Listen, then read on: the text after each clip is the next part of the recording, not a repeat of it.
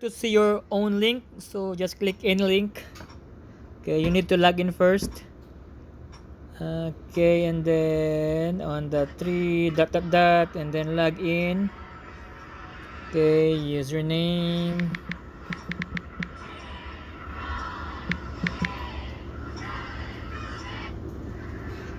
Go. Hmm,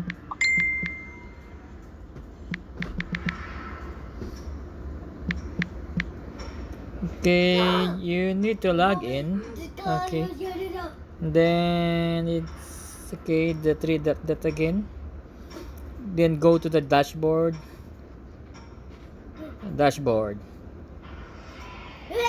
Then here's your own link. Okay, this one. Okay, here's your own link that you will share to someone that would like to join. Okay, thank you. Easy.